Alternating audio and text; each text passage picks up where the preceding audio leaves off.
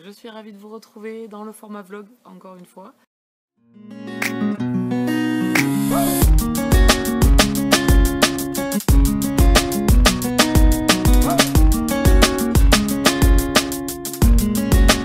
Ça fait un moment que j'ai pas vlogué. Ça fait un moment que j'ai pas fait de vlog. J'avais commencé à en faire un il y a 3 week-ends de ça. J'avais pas assez de matière pour pouvoir faire du contenu. Cette fois-ci on se retrouve, j'ai beaucoup de choses à vous dire parce que j'ai pas beaucoup fait de vidéos dans ce mois de juillet sur la chaîne. Donc j'ai plein de choses à vous raconter, les stories, il n'y en a pas beaucoup. Donc du coup on va pouvoir papoter ici dans ce nouveau vlog. Qu'est-ce qu'il y a eu depuis j'ai vu Julie le week-end dernier, qui t'a vu beaucoup. Donc du coup on s'est vu, on a mangé ensemble avec elle et sa petite famille, c'était trop bien. Voilà pour les news perso. Sinon, on est le vendredi, aujourd'hui, 23 juillet. Ce mois de juillet est passé hyper vite. Je ne l'ai pas vu passer entre le début des 15 premiers jours du mois où le temps n'a pas été génial. Ça y est, on a du beau temps. Donc aujourd'hui, je pense que c'est une journée beaucoup plus mitigée que cette semaine et la semaine d'avant, qui ont été vraiment de très très belles semaines depuis jeudi dernier. Donc on a eu 10 jours là de superbe temps, de chaleur, de forte chaleur, hyper agréable. Mais là ça se... Ouais, c'est pas génial. Bon, ils annoncent un dimanche pourri, donc eh bien, on va pouvoir papoter ensemble. Ce week-end, je vais vous parler de lecture, bien évidemment. Je ne vais pas revenir sur les livres dont j'ai fait la chronique sur la chaîne. Vous vous doutez bien, sinon ça serait un vlog interminable depuis le dernier que je vous ai fait. Donc je vous renverrai au roman sur la chaîne. Je vais vous parler des derniers livres que j'ai lus, de mes livres en cours. On va parler de séries, parce que des séries, il y en a beaucoup.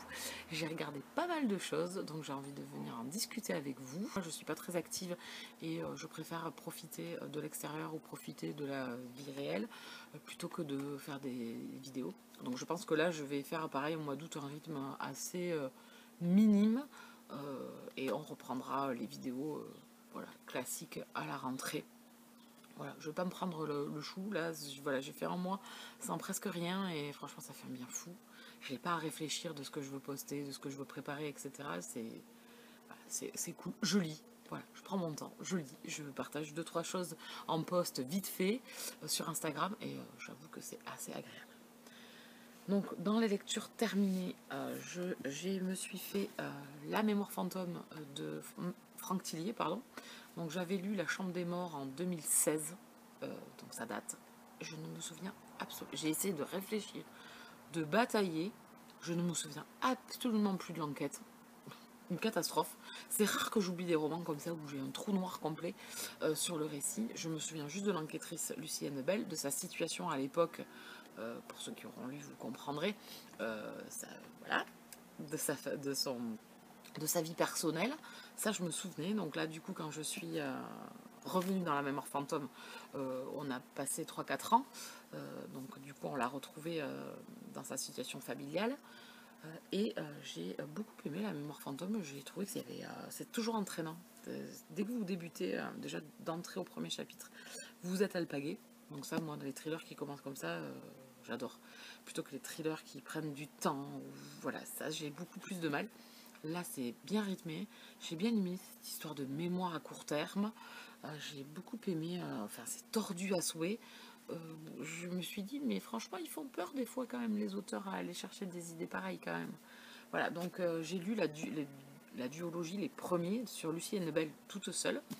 J'ai Train d'enfer, je sais plus le titre, Train d'enfer, je sais plus. En duologie aussi, comme ça, sur une intégrale, les 2 premiers de Charcot, donc Le Train d'enfer et Deuil de miel. Donc je pense que je vais me les faire rapidement. Aussi, vraiment, c'est hyper addictif, c'est hyper entraînant. Ça va vite, vous voulez avoir les réponses à vos questions sur l'enquête, sur les personnages. C'est gore un petit peu, voilà, c'est parfait, c'est ce que j'aime. C'est un peu le même style que Sir Cédric, voilà, c'est rythmé. Donc, mais il me reste à rencontrer Charcot. Donc je pense que je vais me faire d'abord Train d'enfer et Deuil de miel, et je me ferai 1991 après. Parce que d'ici là, que je les lise les deux, peut-être que l'autre sera sorti en poche, 1991. Donc voilà. Donc en tout cas, puisque 1991 peut être lu indépendamment, puisque c'est la première enquête de Charcot. Donc c'est pas besoin de, il n'y a pas d'ordre chronologique. Là j'ai lu ceux-là, je vais lire les deux de Charcot. Par contre après, il y a une réunion à partir du 5e tome, qui est le syndrome E, je crois, où Lucienne Lebel et Charcot vont enquêter ensemble. Voilà. Je sais pas si j'ai tout dit dans le bon sens, si c'est le tome 5 ou je sais plus, enfin 1, 2, 3, 4, ça doit être le 5 je pense. Voilà, donc ils vont être réunis et je vais pouvoir continuer les écrits de Tillier.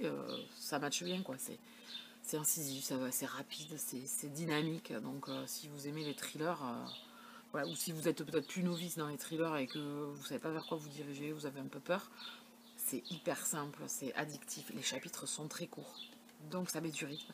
Même principe que Sir Cédric, c'est rythmé par le fait d'alterner les chapitres avec les personnages. Donc du coup, ça met de l'entrain. Et je vous dis, vous voulez absolument avoir les réponses. Ensuite, le dernier roman que je viens de lire, je l'ai fini là avant de commencer la vidéo, c'est Les Loyautés de Delphine de Vigan. Delphine de Vigan, c'est une auteure assez connue, reconnue. Je m'étais mis moi dans ma wishlist Rien ne s'oppose à la nuit, écrit par cette autrice aussi. Celui-ci m'a été offert par une amie. C'est un tout petit roman de 200 pages. Alors ce roman, je suis un peu le cucu entre deux chaises, comme on dit, parce que il y a un potentiel de ouf, une histoire de ouf avec des personnages. Voilà, on a beaucoup d'empathie pour eux. Le titre est très très bien choisi, c'est ses loyautés. Voilà, on veut pas faillir, on veut pas trahir, même si ça nous amène, voilà, si on n'est pas heureux. Ici, on est dans la détresse humaine, les apparences qui peuvent tromper énormément, dans des cadres de vie familiales assez, voilà, assez sombres, assez dérangeantes. Donc il y avait vraiment un potentiel, une plume vraiment hyper addictive. Et puis on a plusieurs voix, on a 4 personnages qui nous parlent en fait, 2 femmes et 2 hommes. Voilà, il y a vraiment quelque chose de positif dans ce roman parce que ça m'a fait réfléchir. J'ai eu beaucoup d'empathie pour le personnage de Théo, mais c'est quoi cette fin? J'ai eu une impression d'ébauche de roman en fait, de brouillon. Voilà, alors est-ce que c'est très intellectuel? Est-ce que c'est genre un genre? J'en sais rien. Enfin, j'ai eu beaucoup de négativité en fait en terminant le roman. Beaucoup de colère et de négativité par rapport à l'auteur, par rapport à cette fin, mais vraiment brutale. Hein. C'est comme si vous rouliez à 120 à l'heure, parce que vous êtes pris dans le roman, au bout d'un moment, voilà, vous êtes bien pris, et que vous preniez un mur d'un coup, là, bam, voilà, et ça s'arrête. Je n'ai pas compris le but, en fait. Je n'ai pas compris, en fermant le livre, les messages, je les ai totalement compris, la puissance du récit, le côté bouleversant, le côté dur, sombre, voilà, vraiment en détresse du personnage, du petit garçon qui est Théo, cette solitude et cette détresse qu'on peut trouver à tout âge en fait, hein, qu'on peut trouver dans un adulte. Donc ici, je vous dis, on a plusieurs voix, dans un professeur qui va se battre pour ses convictions, de par sa sensibilité, de par ce qu'elle a vécu par son passé, elle a peut-être un œil différent, de la, comment dire, de la, je trouve pas le mot en fait, les gens qui en fait ferment les yeux sur les choses, sur les événements, voilà, cette passivité et cette mélancolie qu'on en trouve dans le roman, et c'est ça, cette passivité. Et ce roman, il se lit aussi avec cette passivité. C'est un rythme vraiment assez spécial dans le roman. C'est très très bien écrit, il y avait beaucoup d'idées, il y avait beaucoup de choses, mais non quoi. Enfin, moi, la fin m'a gâché tout le roman en fait. La fin m'a gâché totalement. Je suis même allée voir s'il y avait une suite éventuellement, parce que je me suis dit peut-être qu'en fait elle s'arrête là parce qu'elle va écrire la suite. Mais en fait, je me suis dit, quand j'ai fermé, je me suis dit c'est une blague. Je me dis, attends, il me manque quelque chose quoi. Enfin, je comprends pas le but en fait. Ma colère, elle est là. C'est que, est-ce que c'est un côté très intellect de la littérature, de l'auteur, de l'écrivain en lui-même? Est-ce que c'est ou est-ce que je suis pas assez, enfin je sais pas, moi il m'a manqué quelque chose. Je suis allée voir d'autres avis dessus et effectivement beaucoup de gens ont aimé. Je dis pas que j'ai pas aimé parce que l'histoire elle est vraiment bien, elle peut que vous bouleverser, elle vous percute, vous êtes vraiment meurtri, vous avez envie de hurler, de prendre le roman, de prendre ces personnages et de leur dire mais merde, ouvrez les yeux, vous êtes en train de détruire une vie, quoi. Et, euh, et voilà, j'étais hyper triste de cette fin qui m'a gâché totalement la lecture. Là, vraiment, c'est un gâchis. Pour ceux qui me suivent sur la chaîne, vous savez que j'aime les fins. Un auteur, il m'amène dans son histoire, il m'amène du début à la fin. Il me raconte une histoire, il me raconte son histoire, avec ses personnages auxquels je vais m'attacher, auxquels je vais... voilà, qui vont me parler. Il n'y a qu'un personnage où je n'ai pas compris quel grand intérêt elle avait. Je pense que c'était surtout dans cette marque de loyauté, de famille, d'amour. On est loyal parce qu'on aime la personne. Voilà. Mais c'est bien dommage. Je vais le prêter, je pense, à une copine pour qu'elle le lise, qu'elle me dise ce qu'elle en pense. Mais en tout cas, moi, cette fin a tout gâché. Enfin, Théo, quoi. Voilà. Et je me dis, mais Théo, en fait, je suis là, Théo. Théo, j'en sais rien. Voilà, Théo, tu sais pas. Voilà. Donc cette fin, le choix de l'auteur, est pour moi un gros gâchis. Et donc du coup, ce roman, je peux pas l'apprécier. Enfin, tout ce que j'ai aimé lire et qui est percutant, qui est génial, qui est hyper bien écrit et tout, est gâché par cette fin. Donc des fois, la fin, ça y tient beaucoup. Alors je sais pas, ça dépend quel lecteur on est, mais en tout cas, pour ma part, c'est un loupé. Les gens qui ont lu ce roman, n'hésitez pas à venir discuter avec moi, qu'on en parle, qu'on échange dessus, parce que le récit est puissant. On est vraiment dans une société d'aujourd'hui où, en fait, ce qui m'a touchée, c'est que des Théo, il y en a tellement, en fait. Il y en a tellement. Voilà. Et ça m'a fait penser un petit peu au Secret de Mona que j'ai lu l'année dernière, qui est un roman pareil, où on va parler de jeunes personnes un peu en détresse, là aussi. Et ça a fait écho, en fait, cette lecture au Secret de Mona, que je vous conseille, par contre, qui est vraiment très très bien. Mais je crois que j'avais eu le même peu ressenti où ça s'est fini trop tôt. En fait, là, ça finit. Alors, déjà, ça finit brutalement, et ça finit trop tôt. Voilà. Donc, je comprends pas le concept. Voilà. Expliquez-moi le concept. Expliquez-moi cet état d'esprit d'auteur, ce fait de pas finir, quoi, en fait. Voilà. Si des gens ont des réponses. Je pense que je n'ai pas assez le côté littérature. Là, on est vraiment dans du contemporain. J'aime bien en lire, mais là, cette fin a tout gâché, en fait. Ça a tout gâché entre nous. Et j'ai commencé également une autre lecture en parallèle. Je ne savais pas trop. Et comme j'ai lu La Mémoire fantôme, et que là, dans un thriller, vu que je suis dans un historique, j'avais envie d'un truc voilà, punchy. Et que je viens de lire Tillier, et que du coup Tillier m'a fait penser à Sir Cédric. J'avais celui-ci qui m'a été donné par un pote, qui l'a acheté, lu, et qui m'a dit putain, je l'ai lu, tiens, maintenant je te le donne. Voilà. Donc je l'ai depuis l'année dernière dans ma pile à lire. Donc je vais attaquer du feu de l'enfer. Quand il l'a lu, il m'a dit qu'il avait pété de trouille. Voilà, qu'il s'était fait embarquer totalement dans le roman, ce qui ne m'étonne pas, parce qu'avec Sir Cédric, ça dépote. Je viens de lire le prologue. Ça dépote d'entrée. Voilà, je suis ravie. Je crois que ça doit être le 6e roman. Non, c'est le 7e roman de l'auteur que je lis. Donc voilà, je kiffe. C'est un des auteurs de thriller. J'y vais les yeux fermés parce que j'aime tellement ce qu'il fait. Je sais même pas si c'est pas la première phrase que vous êtes alpagué quand vous ouvrez un roman de Sir Cédric. Je sais pas. Alors là, on est dehors. Et il est fan. C'est Loulou, ça oui. Ah, il a entendu une moto. Ah oui, si. Ah, mais on te voit plus là. On te voit plus, Raymond. Voilà, il aime bien ce petit fauteuil de terrasse. Il aime bien se mettre à côté. Oh, bah ouais, on est bien. Tu veux pas dire bonjour? Tu leur tournes le dos? Oh, bah, il vous tourne le dos. Bah, désolé. Hein, désolé. Oh, oui. Donc, je vous dis à demain. Avec Raymond, on vous dit à demain. Enfin, s'il est là, parce que c'est un peu l'homme fantôme, lui, hein, cet été. Le chat fantôme, pardon. Sinon, j'avais d'autres choses à vous dire. Oh, j'ai plein de choses en fait, parce que du coup, je parle plus en story, donc du coup, j'ai plein de choses à vous raconter. On m'arrêterait plus. Coucou! La première partie que vous venez d'écouter était donc le 23 juillet, et aujourd'hui, on est le 23 août. Voilà. Donc, il y a un mois qui sépare le début de la vidéo à maintenant, quand je vous parle en vidéo. Je suis désolée. J'avais commencé à vlogger, puis en fin de compte, le week-end, j'ai presque rien fait. J'ai fait que du ménage parce que pour les locations, qui me prend pas mal de temps, plus après les extérieurs. Donc, j'avais fait que ça du week-end. Donc, je me suis dit que ça ne valait pas le coup de poursuivre. J'ai gardé les rushs quand même de la partie où je vous parle de lecture, ce qui est quand même intéressant je trouve sur certaines lectures. Donc je vais finaliser avec les dernières lectures que j'ai fait au mois d'août. J'ai gardé le rythme de la no vidéo, pas de vidéo au mois d'août. J'ai fait un semblant dans mon dernier blabla et boucle en vous disant que je revenais. Je vais peut-être enlever ça parce qu'on voit pas très bien. Que je revenais, non, c'était un fail monumental. Juillet et août ont été un rythme de croisière, mais de croisière sans vidéo pour vous.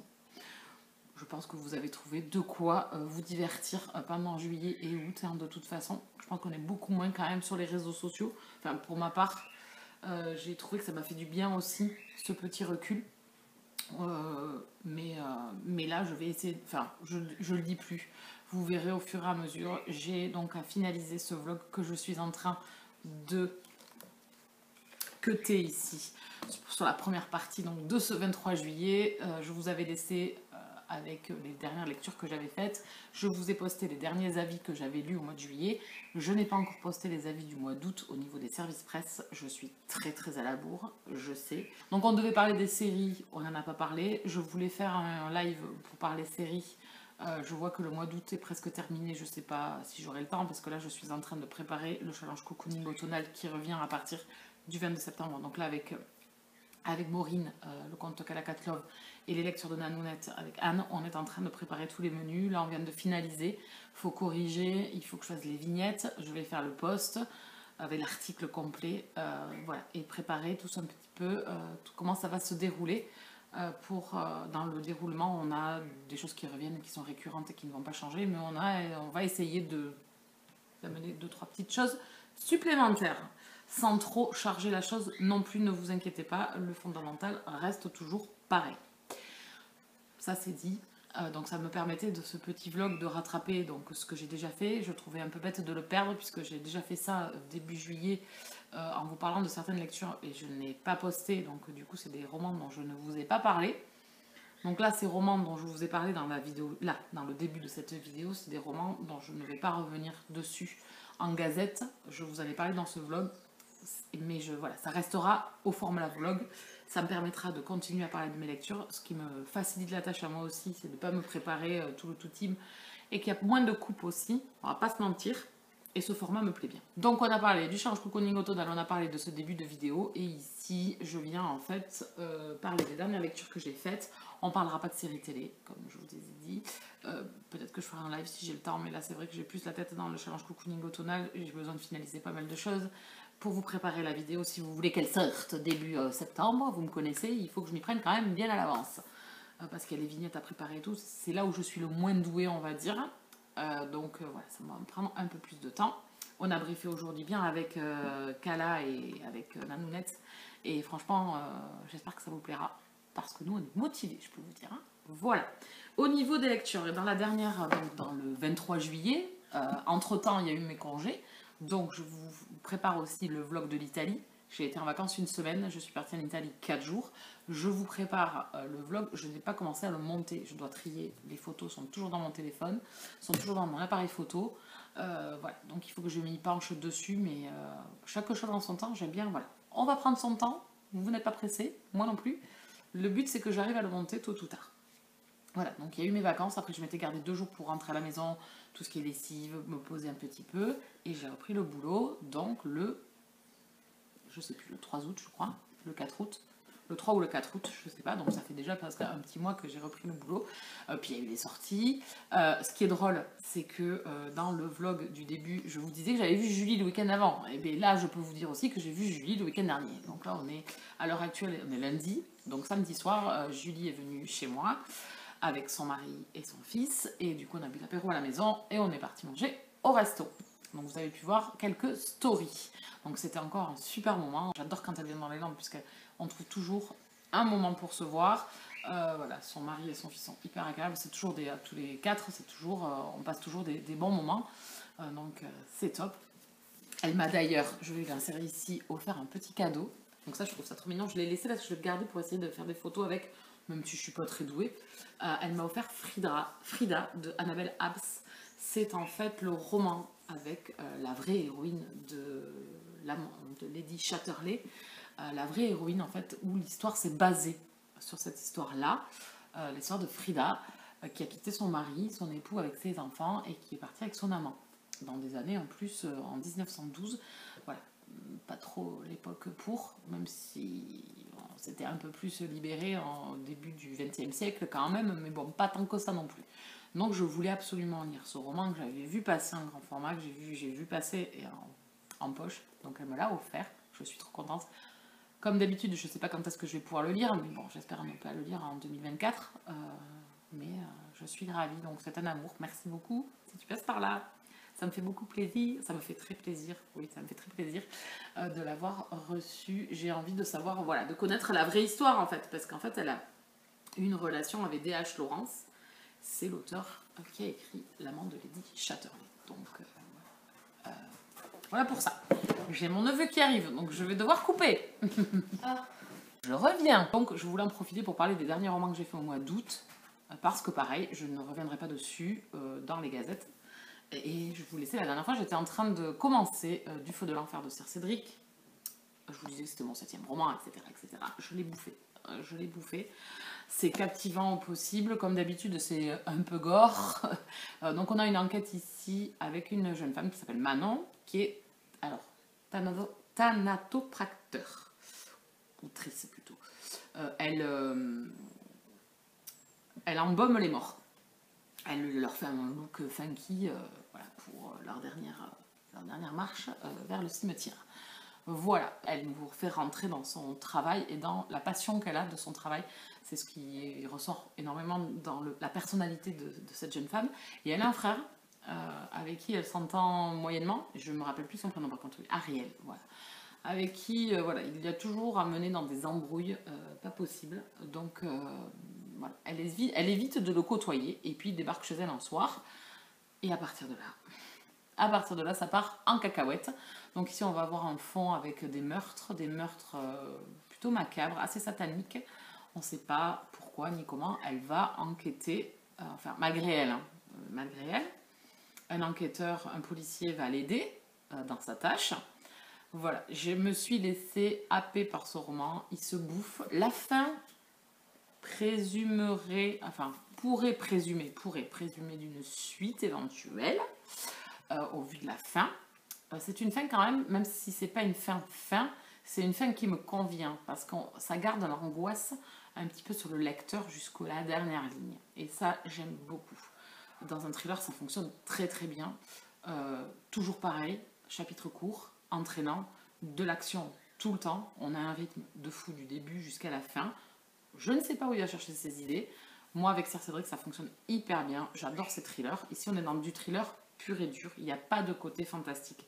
Ce qu'il y a pu avoir dans certains romans que j'ai déjà lu de lui. Ici, pas du tout. On est vraiment dans du thriller. Je me suis régalée. Donc, je remercie mon pote de m'avoir filé le bouquin parce que, franchement, il est trop bien.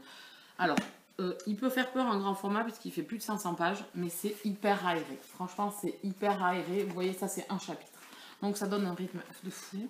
Voilà, il y a beaucoup de dialogue. C'est écrit assez gros, c'est très aéré, il y a beaucoup de marge. Donc, en fait, c'est un roman qui se bouffe.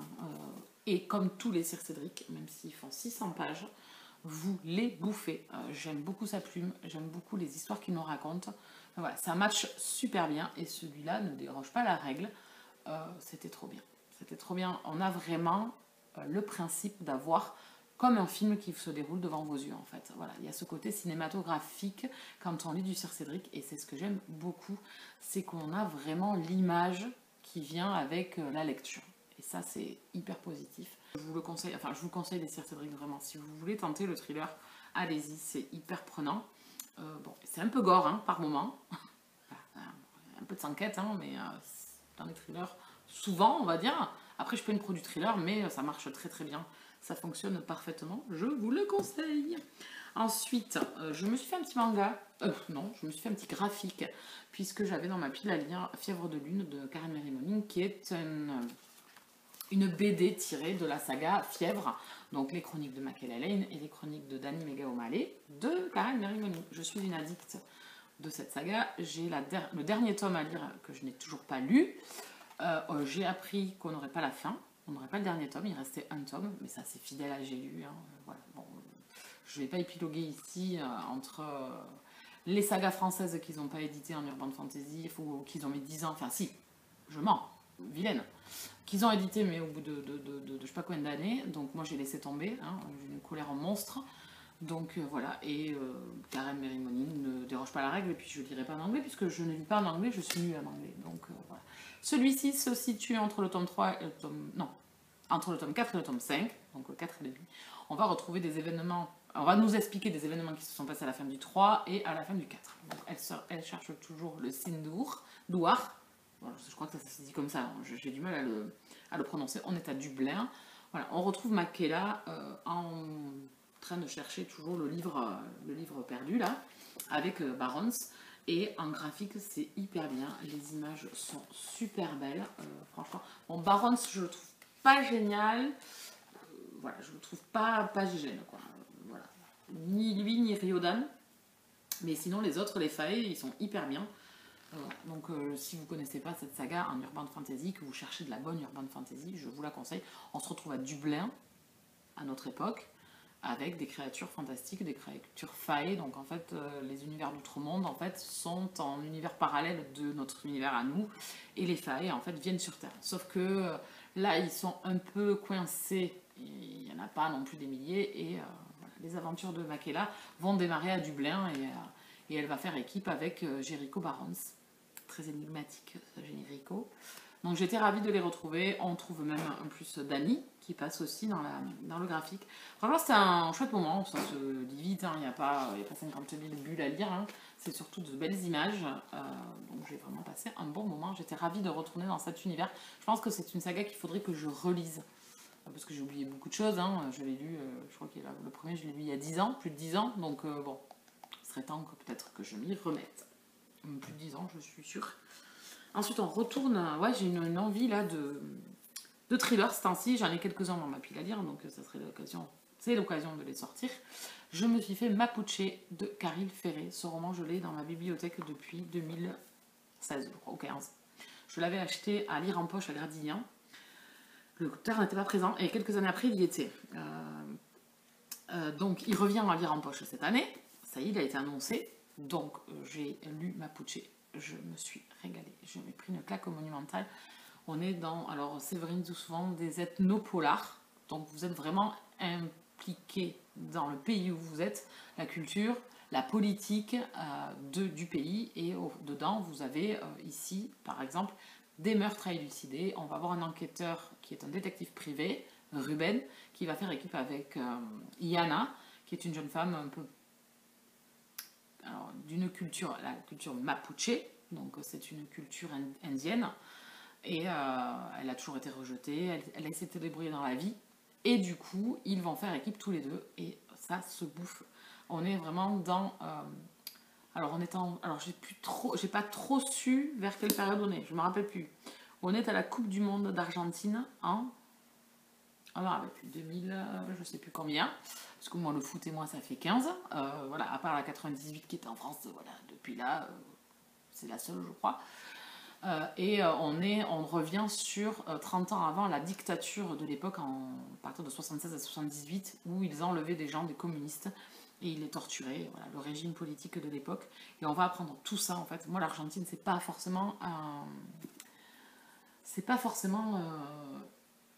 un pays où je connais la culture, où je sais les guerres ou les dictatures qu'il y a pu y avoir. Il y a eu beaucoup de dictatures à la même période, on va dire, pas mal en Amérique du Sud. Et voilà, on va apprendre beaucoup de choses sur cette culture, sur la politique de l'époque et puis la politique actuelle, sur les gens, sur la vie de Buenos Aires. Et vraiment, c'est hyper intéressant, c'est hyper captivant. Les deux personnages, je les ai adorés, le duo. Voilà, il se passe plein de choses pour eux. Je les ai adorés. C'est un duo assez atypique. Ils ont vécu des choses très fortes tous les deux. On sort un petit peu, avec la jeune femme, on sort un petit peu... On sent cette culture mapuche qu'elle a au fond d'elle, cette culture indienne un petit peu meurtrie, un petit peu en colère. Et lui, il a vécu des choses très difficiles puisque son père a été arrêté. Enfin voilà, je ne vais pas vous raconter l'histoire, mais vraiment, c'était ma cousine qui m'avait conseillé ce roman. Elle est bibliothécaire à Bordeaux et elle m'avait conseillé ce roman il y a bien longtemps. Et voilà, il est sorti un bon petit moment, il est sorti en 2011 ou 2012 je pense. Donc il était temps que je le sorte de ma pile à lire, vu que je l'avais acheté il y a 5 ou 6 ans. Je regrette pas. Je vais lire d'autres Caril Ferré, c'est certain. Je pense que j'attendrai d'être à lire en poche pour m'acheter Zulu, où ça se passe en Afrique. Alors il y a toujours des... Voilà, on est toujours sur des continents où il se passe beaucoup de choses. Là, on va parler de sida, de... Voilà, j'en sais pas plus et je veux pas en savoir. Mais en tout cas, je lirai d'autres romans. C'est vraiment super bien écrit, les chapitres sont courts. Je pense que ce qui matche bien quand je lis du thriller, c'est que les chapitres sont courts.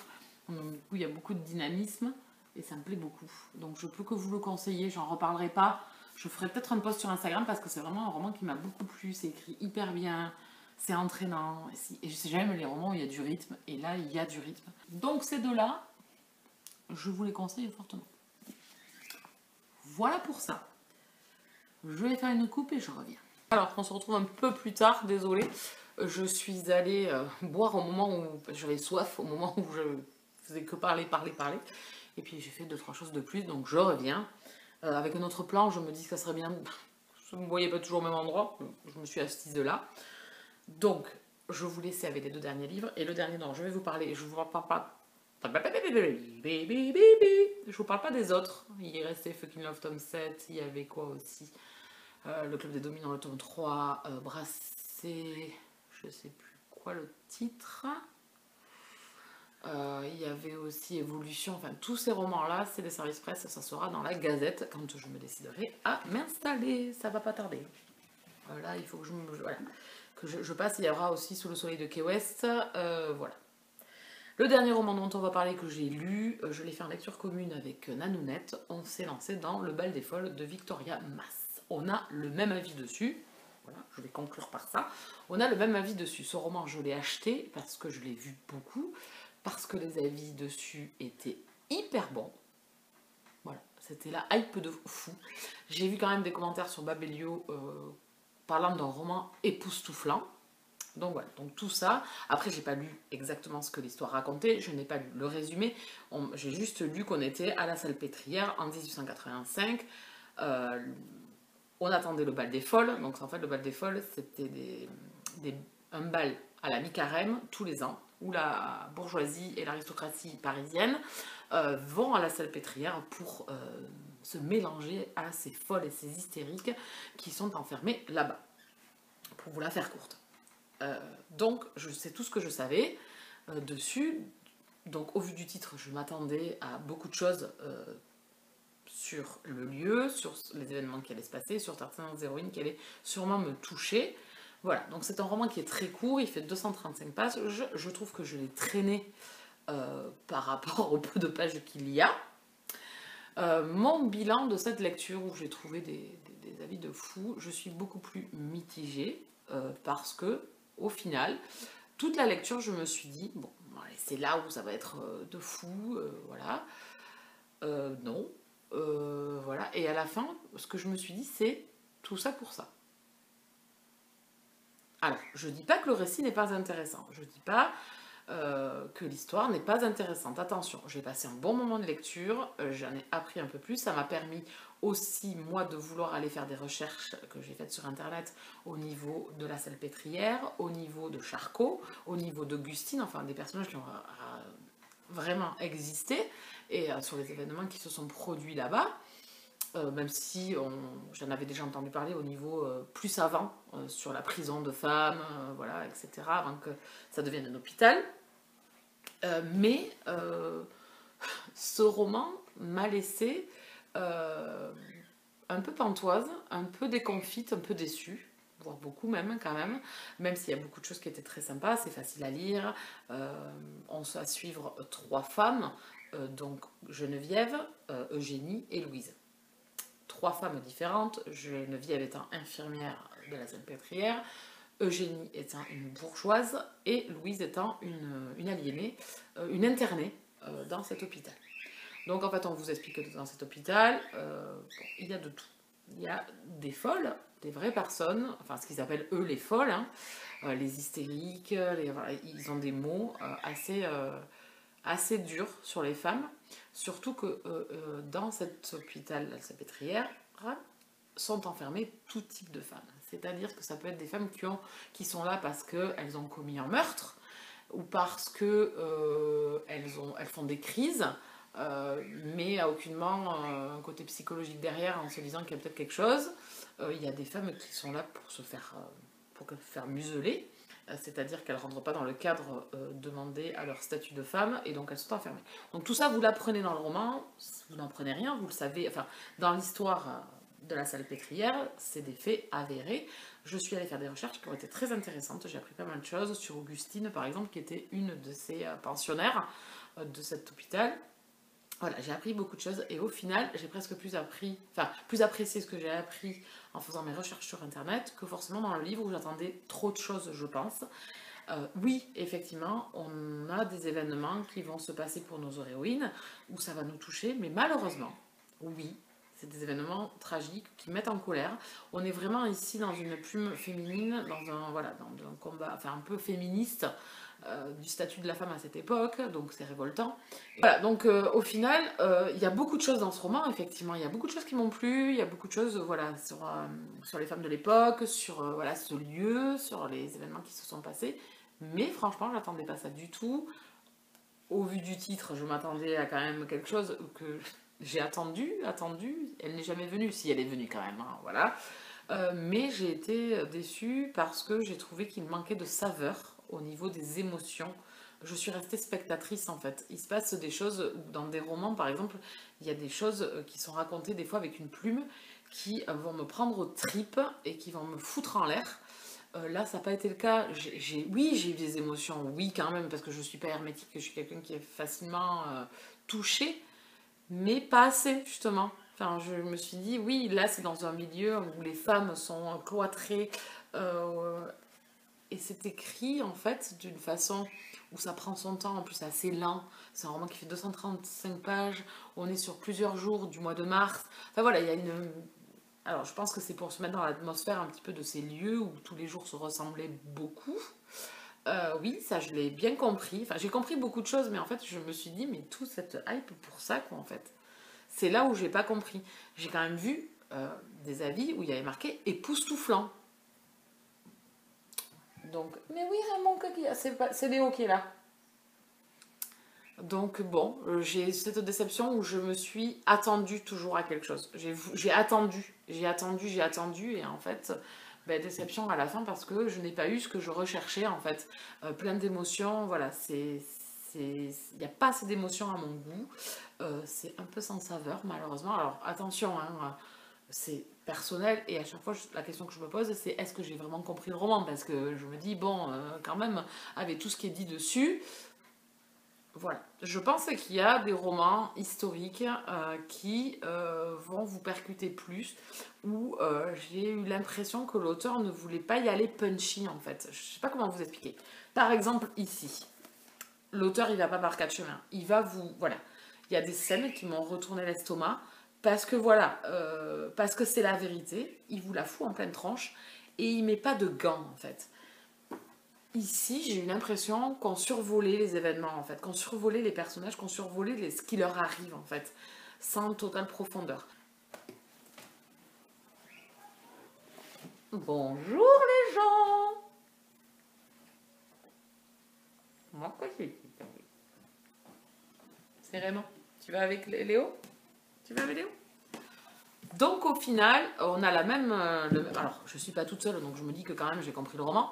J'aime qu'une lecture m'emporte en fait, que les personnages m'emportent, que j'ai envie de les chouchouter, que tout ce qui leur arrive, voilà, dans Mapuche, Yana et Ruben, ils m'ont transporté quoi en fait. Il n'y avait pas que l'enquête, il n'y avait pas que le pays, l'Argentine, avec les problèmes politiques, il y a aussi tous ces personnages, Paola, enfin voilà, il y a d'autres personnages aussi qui m'ont transportée.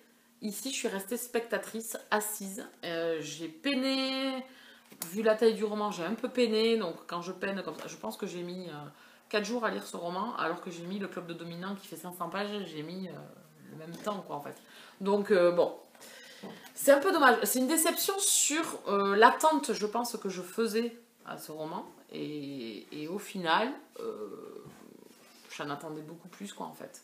Mais j'ai une grosse déception sur mon attente de lecture, en fait. On est vraiment sur deux choses. J'espère que Je m'explique bien quand je vous parle de ce roman, parce qu'il y a de très bonnes choses. Je pense il est à lire pour les personnes qui ne connaîtraient pas les événements, la salpêtrière, etc. Je pense que ça peut vous intéresser sur des scènes de femmes, sur voilà, ce qui leur arrive surtout. Où, comme je vous dis, il n'y a pas de liberté hein, pour les femmes à cette époque, ou très peu, ou dès qu'elles en veulent de la liberté, ben, elles se sont retrouvées souvent là-bas.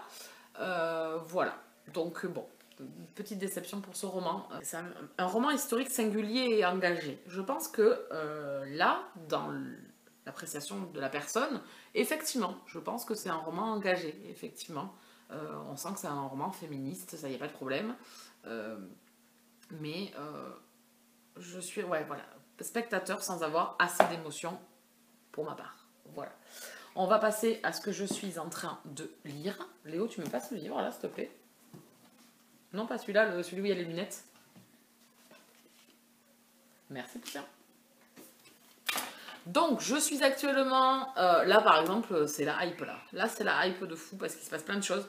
On est dans de l'historique, histoire de France. On est en 1789, à l'aube de la Révolution française, sous le règne donc de Louis XVI. Hein. Je pense qu'on l'a tous appris à l'école. Et du coup, ça me ramène à tout ce que j'ai appris à l'école, et c'est hyper intéressant. Je le bouffe. Hein.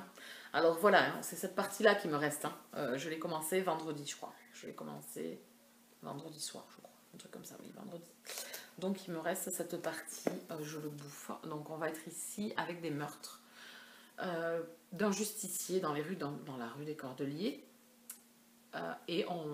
Gabriel Joly arrive à Paris, il est journaliste et il va enquêter en fait pour essayer de découvrir qui est le loup des Cordeliers.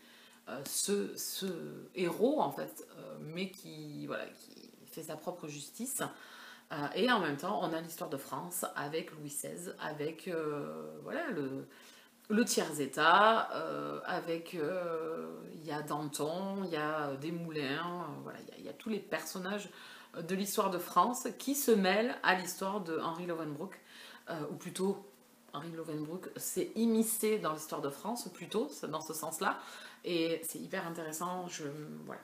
On va parler d'Marie-Antoinette, on va avoir Louis XVI. Enfin voilà, il y a des événements, il s'est calqué sur les événements qui se sont réellement passés, la Bastille, les Invalides, enfin voilà, vraiment c'est hyper intéressant. On va nous parler des francs-maçons, du duc d'Orléans. Voilà, on est vraiment dans la grande histoire, enfin l'histoire de France. Et au milieu, dedans, on a Gabriel Joly, ce jeune homme de 23 ans qui enquête, qui est génial. Il a un humour, il a une intelligence, enfin, il est vraiment... voilà. J'aime beaucoup ce personnage qui nous entraîne dans les rues de Paris avec tous ces personnages que l'on croise, connus de l'histoire française ou méconnus. Et vraiment, ça se marie super bien, c'est raconté hyper bien. Les chapitres sont courts, on alterne un chapitre sur l'histoire de France, un chapitre avec Gabriel qui enquête. Enfin voilà, à peu près, pas tous les chapitres, mais c'est à peu près comme ça. C'est hyper captivant, je me régale, je sens que ça va être un coup de cœur. J'espère que la fin, voilà, j'espère que la fin sera à la hauteur de ce roman. Je l'ai vu beaucoup passer, entre autres chez Steph Bookin, qui me l'a plus que conseillé. Quand je suis revenue de la librairie avec, elle était là, oui, trop bien. J'ai mis du temps à le sortir, mais quelle idiote. Mais je me dis des fois, mais quelle chèvre. Donc voilà, un roman où je me régale. Si vous aimez l'historique, et en plus avec quelques enquêtes, donc ce qui donne un peu de dynamisme au roman, allez-y, foncez. Franchement, vous allez vous régaler. Moi, je me régale. Hein. Moi, je me régale. Je me régale. Et ensuite, j'ai entamé, mais alors j'ai à peine entamé ce gros pavé de 800 pages, qui est la saga Emma Hart avec le tome 1, L'espace d'une vie de Barbara Taylor Bradford, réédité actuellement chez l'Archipoche, qui a été édité chez J'ai lu, qui a été édité chez Archipel, en grand format, enfin chez Archipel c'est aussi eux, mais en grand format, et là actuellement en poche. Je débute cette saga, donc j'ai lu que 60 pages. J'ai hâte de continuer, c'est démarre très bien. Voilà, on fait une alternance présent-passé, là, on était dans le présent, et là on repart dans le passé pour apprendre la vie de Emma Hart et comment elle s'est hissée là où elle en est aujourd'hui. Voilà, et ça se lit bien. Voilà, c'est un beau pavé de 800 pages. Allez, j'ai du boulot les gars, j'y vais. On est parti. Bon, je suis désolée, ça fait beaucoup de livres, je sais, pour un vlog. C'est vraiment un vlog totalement lecture là. Donc ça va être, c'est un peu long. C'est un peu long, je sais, j'espère que vous aurez écouté quand même tous ces romans parce qu'ils valent vraiment le coup quand même. Je pense que c'est deux bonnes, très très bonnes lectures. Je me régale au niveau lecture ce temps-ci, voilà. J'alterne livre papier et livre audio. Je me régale en livre audio, je crois que je suis devenue une méga addict en livre audio. Je sais pas combien je suis de livres audio cette année, mais voilà, je peux plus m'en passer. Je me régale, dès que j'ai 2 minutes, si j'ai les mêmes prises, on va dire, j'écoute un audio. Voilà, à part au boulot parce que je peux pas faire ça, par contre c'est pas possible. Sauf quand j'ai besoin de me concentrer, par exemple quand je monte une vidéo, je peux pas écouter un audio. Ouais, c'est pas possible, je peux pas m'écouter et écouter l'histoire. Mais quand je fais la vaisselle, quand je suis dehors, quand je tourne, quand j'arrose, quand je fais le ménage à l'appart, à la location, enfin voilà, c'est parfait, je les bouffe.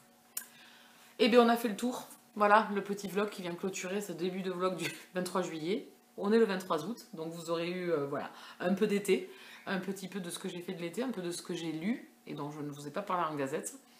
Je vous souhaite à tous et à toutes de très très bonnes lectures, de très très bons moments pour finir l'été et on se dit à très bientôt. Bisous câlins.